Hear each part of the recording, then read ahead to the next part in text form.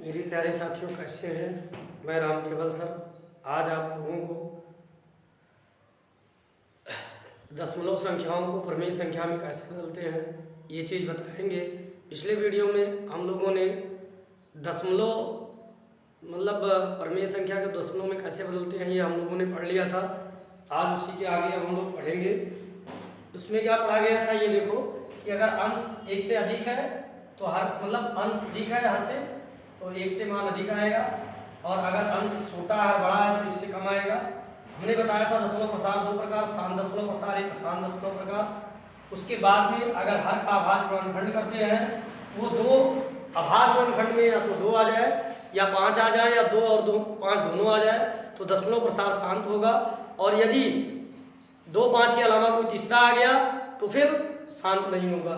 जैसे इसमें देखते हैं 1/3, 3 का अभाज्य गुणनखंड 2 का घात 5 और 5 मतलब 2 का घातीय अंक और 5 का घातीय अंक के रूप का नहीं है, इसलिए 1/3 शांत दशमलव पर नहीं है।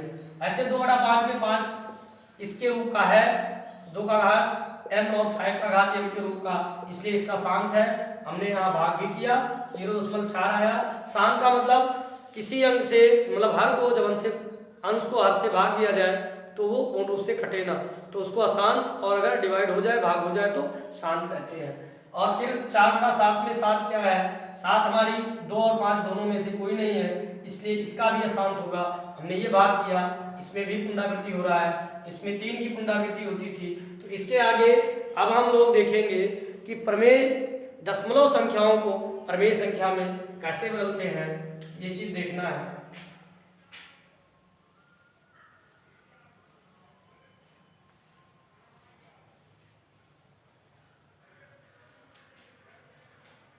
जैसे कुछ संख्या हम लिखते हैं 0.255, फिर है 0.0234, फिर है 0.55, फिर 12। अगला सवाल है, चौथा सवाल लेते हैं हम लोग 1.0.2 फिर 5 फिर 12 है। पांचवा लेते हैं, यहाँ एक पॉइंट होगा, पांचवा लेंगे 2.04।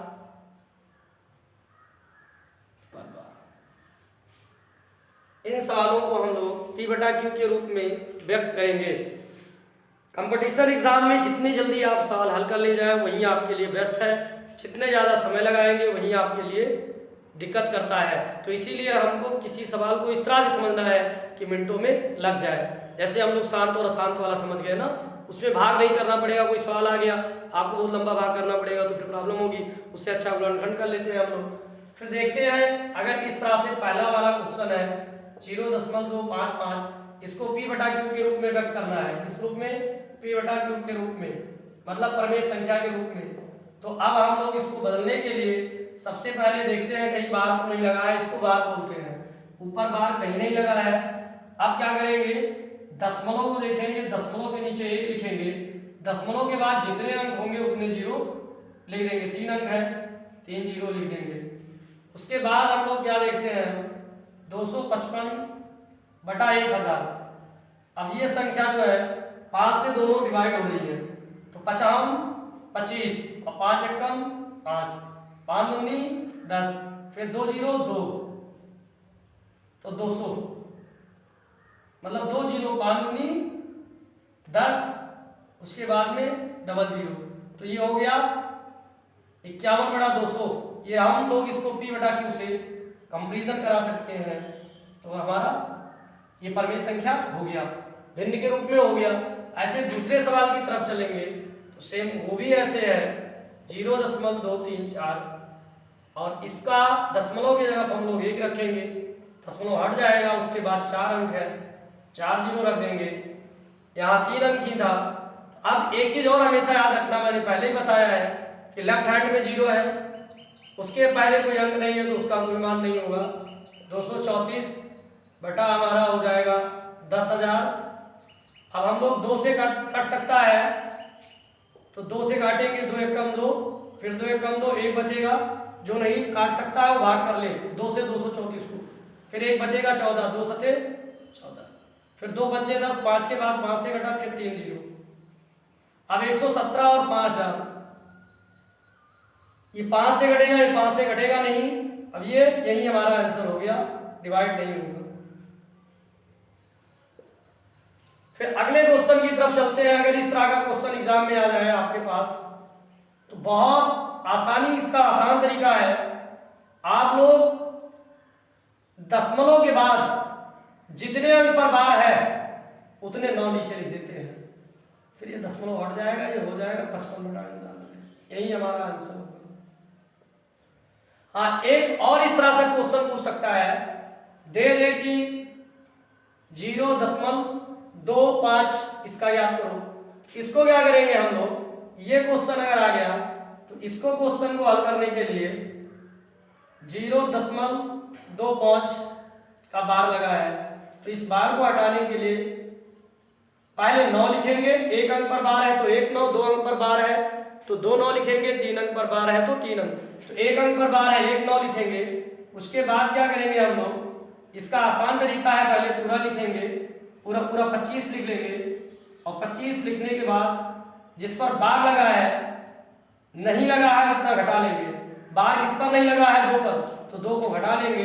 उसके बाद में कितने अंक पर बार है उतने 9, उसके पहले जितने अंक पर बार नहीं है उतने 0, ये दशमलव हट जाएगा। ये आसान ट्रिक है, ट्रिकी वे है। 25 में से 2 घटेगा, 23/90 हो जाएगा।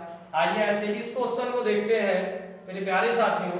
चौथे क्वेश्चन को देखते हैं, 1.25, फिर बार लगा है, इसको हम ऐसे भी लिख सकते हैं, 1 +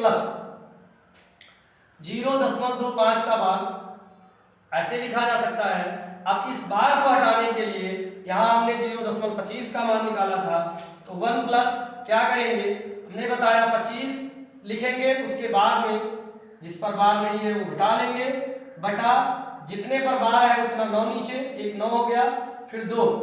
अब क्या करेंगे, जितने अंक इधर है, अंक होने का मतलब जिस पर बार नहीं लगा है उतने 0, 25 में से 2 घटेगा 23 बचेगा, 1 प्लस आपका होगा 25 में से 2 घटेगा 23, 23/90। अब हम लोग क्या करेंगे, 90 करना, 90 प्लस 23/90 दोनों जोड़ लेंगे तो 113/90 आ जाएगा।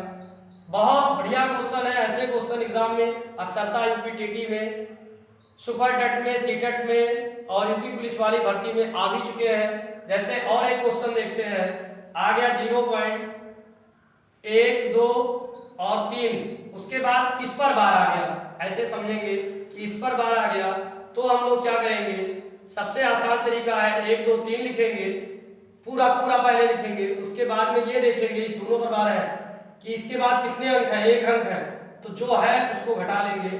उसके बाद में क्या करेंगे, कितने अंक पर बार लगा है 2, डबल 9 रहेगा, कितने पर बार नहीं लगा है 1, इसकी मतलब ये ट्रिक है, तो 1 0 कर देंगे, तो ये हो जाएगा हमारा 123 में से 1 घटेगा 122 बटा, फिर ये हमारा हो जाएगा 990।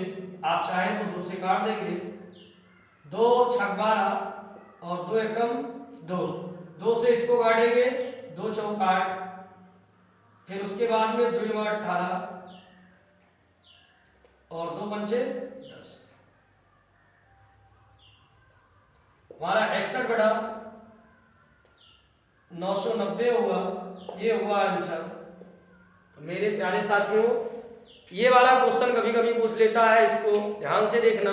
फिर अब हम लोग अगले वीडियो में भिन्न के सवालों को समझेंगे कि भिन्न को आपस में कैसे जोड़ते हैं, कैसे घटाते हैं, या दशमलव को आपस में कैसे जोड़ते हैं, कैसे घटाते हैं, कैसे गुणा करते हैं, कैसे भाग करते हैं। इसके बारे में हम लोग पढ़ेंगे अगले वीडियो में।